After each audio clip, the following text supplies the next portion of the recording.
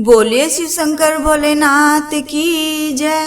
पुराणों में वर्णित है कि एक बार माता पार्वती ने भगवान शिव से पूछा, आप अजर अमर हैं और मुझे हर जन्म के बाद नए स्वरूप में आकर फिर से वर्षों की कठोर तपस्या के बाद आपको प्राप्त करना होता है।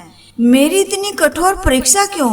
मुझे इस बात का बड़ा आश्चर्य है कि आपके गले में नरमुंड माला क्यों है तथा आपके अमर होने का रहस्य क्या है? भगवान शंकर ने बताया, पार्वती, जितनी बार तुम्हारा जन्म हुआ है उतने ही मुंड मैंने धारण किए हैं। पार्वती बोली, मेरा शरीर नाशवान है, मृत्यु को प्राप्त होता है, परंतु आप अमर है, इसका कारण बताने का कष्ट करे। मैं भी अजर अमर होना चाहती हूँ। भगवान शंकर जी ने कहा, यह सब अमर कथा के कारण है। यह सुनकर पार्वती जी ने शिव जी से कथा सुनाने का आग्रह किया। बहुत वर्षों तक भगवान शंकर जी ने इसे टालने का प्रयास किया, लेकिन जब पार्वती जी की जिज्ञासा बढ़ गई तब उन्हें लगा कि अब कथा सुना देना चाहिए। भगवान शंकर जी ने माता पार्वती से एकांत और गुप्त स्थान पर अमर कथा सुनने को कहा, जिससे कि अमर कथा कोई अन्य जीव न सुन पाए, क्योंकि जो कोई भी इस अमर कथा को सुन लेता है वह अमर हो जाता है।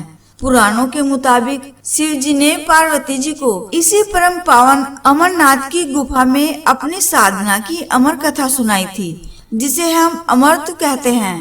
कहते हैं भगवान भोलेनाथ ने अपनी सवारी नंदी को पहलगाम पर छोड़ दिया, जटाओं से चंद्रमा को चंदनबाड़ी में अलग कर दिया और गंगा जी को पंचतरणी में तथा कंठाभूषण सर्पों को शेषनाग पर छोड़ दिया। इस प्रकार इस पड़ाव का नाम शेषनाग पड़ा। अगला पड़ाव गणेश पड़ता है। इस स्थान पर बाबा ने अपने पुत्र गणेश को भी छोड़ दिया था, जिसको महागुना का पर्वत भी कहा जाता है। पिस्सू घाटी में पिस्सू नामक कीड़े को भी त्याग दिया। इस प्रकार महादेव जी ने जीवनदायिनी पांचों तत्वों को भी अपने से अलग कर दिया। इसके बाद माता पार्वती जी के साथ उन्होंने गुप्त गुफा में प्रवेश किया। कोई तीसरा प्राणी यानी कि कोई व्यक्ति, पशु या पक्षी गुफा के अंदर प्रवेश कर कथा को न सुन सके, इसलिए उन्होंने चारों ओर अग्नि प्रज्वलित कर दी।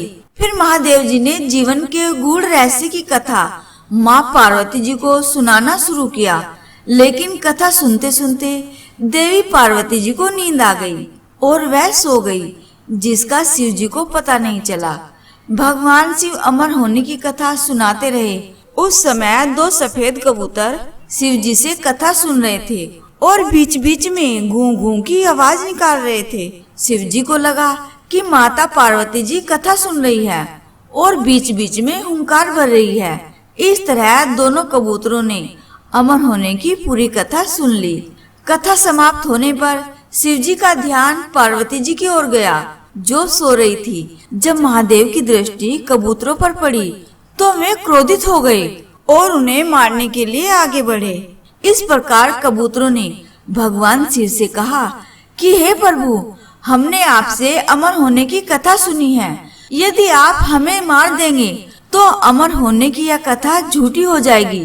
इस पर शिव जी ने कबूतरों को जीवित छोड़ दिया और उन्हें आशीर्वाद दिया कि तुम सदैव इस स्थान पर शिव पार्वती जी के प्रतीक चिन्ह के रूप में निवास करोगे। अतः यह कबूतर का जोड़ा अजर अमर हो गया। कहते हैं आज भी इन दोनों कबूतरों के दर्शन भक्तों को यहाँ प्राप्त होते हैं और इस तरह से यह गुफा अमर कथा की साक्षी हो गई।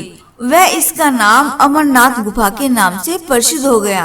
हर हर महादेव। अगर आप चाहते हैं आगे भी इस प्रकार से आपको वीडियो मिलती रहे तो चैनल के सब्सक्राइब बटन और बेल आइकन पर क्लिक कर दीजिएगा और वीडियो को लाइक करके दोस्तों को शेयर कर दीजिएगा। बोलिए शिव शंकर भोलेनाथ की जय।